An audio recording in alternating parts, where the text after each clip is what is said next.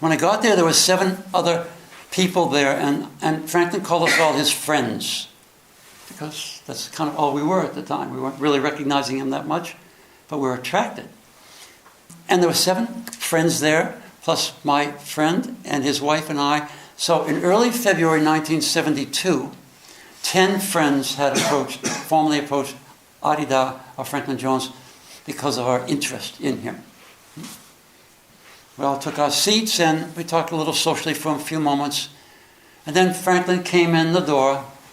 He took a seat and I figured, now it's social time and I'm going to find out why I feel so happy about knowing him or feeling him. But the first thing he said was, and he's saying it to you, every single person in this room right now is a direct communication from Franklin Jones, Avatar Arida Samraj. And he said, have you ever noticed that everyone is always seeking happiness? They said, have you noticed that you are always seeking happiness? My response was, I don't get it. I don't know what you mean. I mean, I was truly looking for happiness as a child in all the ways of life, but what do you mean, always seeking happiness? Then he said, have you ever made life changes? Your job situation, a relationship, where you were living, major changes, because what you had changed and it wasn't bringing you the happiness that you got when you first started with it. And I'm going, yeah, in all cases, absolutely. Right? And I'm going, but that's the normal condition. It's not happy, you move on, find it someplace else. He said, you should have gotten the lesson. The lesson was you're seeking something that you think you can find in other things. He said, but let's look at it a little further. When you find a bit of happiness in anything, notice that it doesn't last. It changes. Absolutely changes. For example, what's your favorite ice cream? Chocolate. Chocolate. Everyone in the whole world is chocolate. If I give you a great big scoop of chocolate ice cream, right? Your favorite brand and all that, and you go, I'm really happy. Love my chocolate ice cream, right? I give you a second scoop of chocolate ice cream. Oh, more happiness from ice cream. By the 5th scoop, you don't want it anymore. You don't like it anymore. You're probably going to go to vanilla. But in other words, it changed. Well, that's a superficial way of saying it. But he said, the reason what we find in anything that is happy, the reason it doesn't last is because happiness is not in things. We get a glimpse of our own true state for a moment or for a short time in things.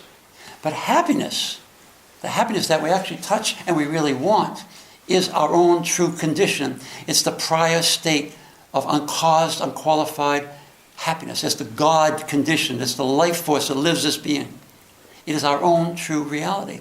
It is absolute loveless, unqualified happiness, perfect freedom. It's who we actually are. But we've added something on top of it called me. And me is separate from uncaused, unqualified happiness.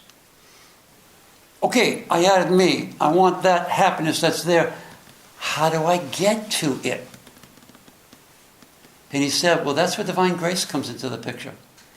Divine grace allows enlightened beings who are living in the free state, the actual state of love bliss, actually living it as their condition, their full recognition.